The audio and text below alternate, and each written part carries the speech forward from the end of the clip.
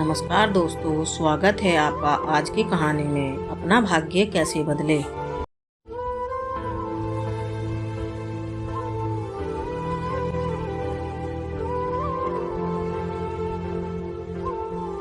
अध्यात्म सागर के पाठकों के लिए आज हम लाए हैं एक ऐसी कहानी जो आपके सोचने का तरीका बदल सकती है, जो आपके भाग्य की दिशा धाराएं बदल सकती है, जो आपके अंदर भाग्य देवता को चुनौती देने का सामर्थ्य पैदा कर सकती है।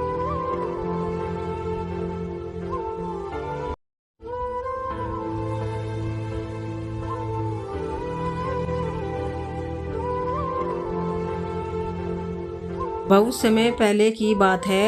एक नगर में सत्यजीत नाम का एक राजा राज्य करता था। सभी प्रकार की सुख सामग्री और लंबे चौड़े राजप्रसाद होने के बावजूद भी महाराज सत्यजीत व महारानी सुनीति निसंतान होने के कारण बहुत दुखी थे।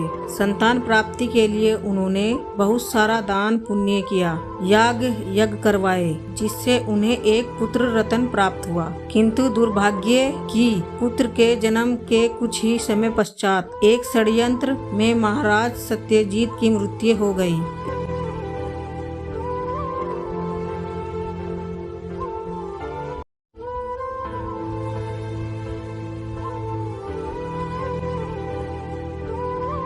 एक दिन महारानी सुनीति ने देखा कि पालने में झूल रहे राजकुमार वीरव्रत के निकट एक अलौकिक पुरुष खड़ा है। महारानी तुरंत दौड़कर उसके पास गई। वह अलौकिक पुरुष जानने ही वाला था कि महारानी ने कहा, कौन हो तुम और यहाँ क्या लेने आए हो? महारानी का दृढ़ता भरा स्वर सुन अलौकिक पुरुष ठिठक कर रुक गया और बोला, महारानी को मेरा प्रणाम।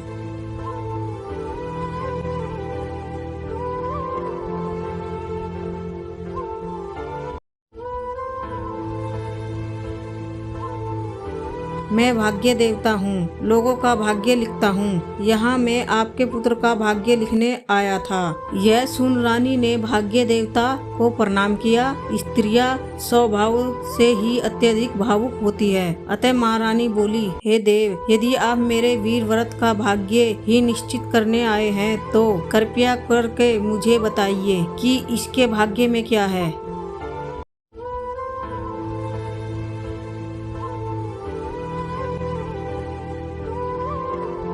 भाग्य देवता असमंजस में आकर बोले, देवी, समय से पहले किसी का भविष्य बताने की आज्ञा हमें नहीं है, अतः कृपया करके आप ना पूछे तो ही बेहतर होगा। भाग्य देवता के इस उत्तर से महारानी संतुष्ट नहीं हुई। उन्होंने फिर से हाथ जोड़कर निवेदन किया। आखिरकार भाग्य देवता को रानी पर दया आ गई और वह बताने के लिए मान ही गए, किंतु उन्होंने वह बात किसी और से न कहने का संकल्प दिया। भाग्य देवता बोले, देवी, यह कहते हुए मुझे दुख है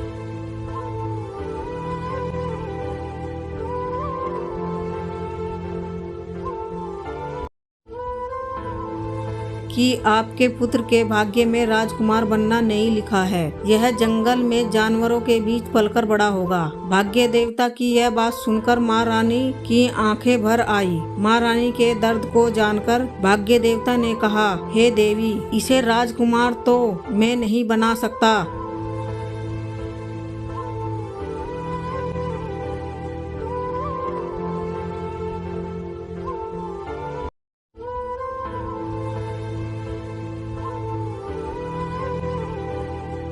किंतु मैं इतना वरदान देता हूँ कि जब भी यह जाल डालेगा उसमें एक हिरन अवश्य फंसेगा, जिससे यह कभी भूखा नहीं मरेगा। यह कहकर भाग्य देवता वायु में विलीन हो गए। थोड़ी देर बाद एक गुप्तचर दौड़ता हुआ आया। थोड़ा रुकते हुए महारानी से बोला, आपके लिए एक संदेश है। महाराज के हत्यारे का पता चल चुका है। महारानी, कौन है वह दुष्ट? गुप्तचर और कोई नहीं, महारानी जी, उनका अपना भाई नरपति है। बहुत ही जल्द वह राजकुमार की हत्या करके राज सिंहासन हथियाना चाहता है।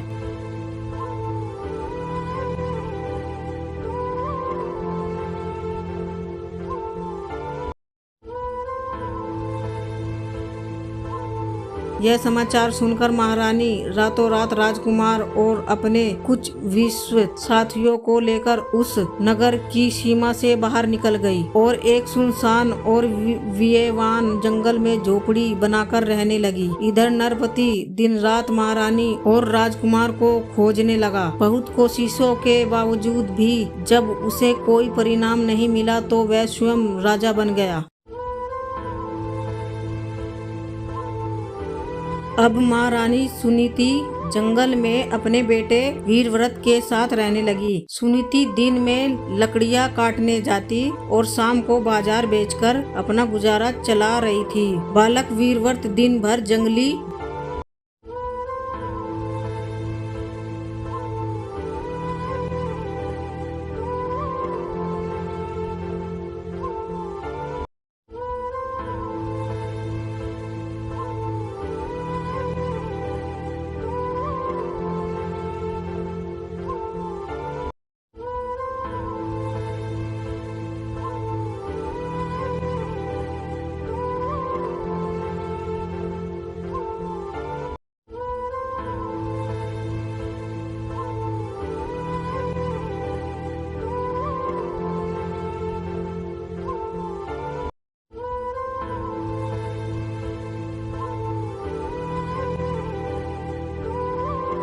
जानवरों के साथ खेलता रहता।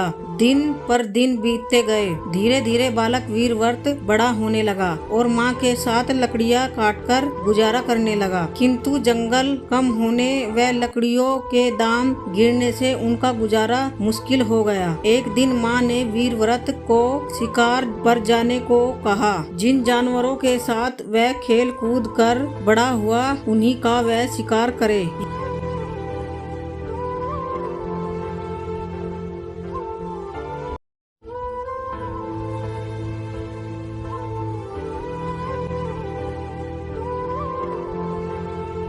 यह बात उसे बिल्कुल मंजूर नहीं थी, किंतु क्या करता, माँ की आज्ञा और जीवन का सवाल था। वह जहाँ भी जाल बिछाता उसमें हिरन आ फंसता था। माँ को भाग्य देवता वाली बात पता थी। एक दिन उसने भाग्य देवता वाली पूरी घटना वीरव्रत को सुना दी। फिर क्या था, वीरव्रत को भाग्य देवता पर बहुत गुस्सा आया। उसने भाग्य देवता को चुनौती देने की ठान ली। अब वह जाल ऐसी जगह बिछाने लगा जहाँ हिरन नहीं आ सके। एक दिन उसने जाल बिछाकर उसके चारों तरफ आग लगा दी, किंतु जब उसने जाकर देखा तो उसमें हिरन फंस चुका था।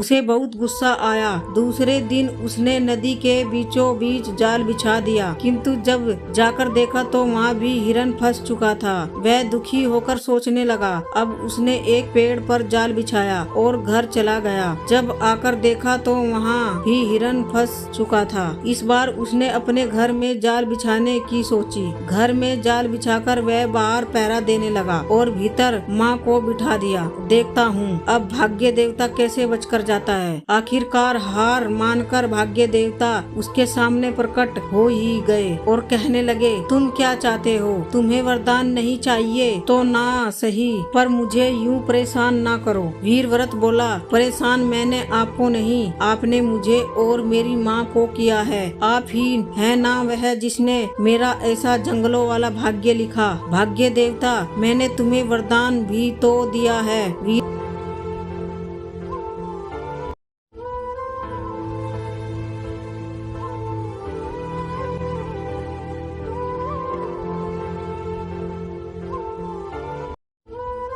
वीरव्रत तैस में आकर अपना वरदान अपने पास रखो। मुझे नहीं चाहिए ऐसा हिंसक वरदान। अगर मेरे लिए कुछ कर सकते हैं तो मेरा भाग्य बदल दे। भाग्य देवता, भाग्य बदलना तो मेरे हाथ में नहीं, तुम्हारे अपने कर्मों पर निर्भर है। यदि तुम अपने काकाश्री से लड़ने का पुरुषार्थ करो तो तुम्हारा भाग्य बदल सकता है। वीरव्रत को अब बात समझ में आ गई। उसने नगर जंगली लोगों की सेना बनाई और युद्ध करके अपना खोया हुआ राज्य फिर से हासिल किया। कहा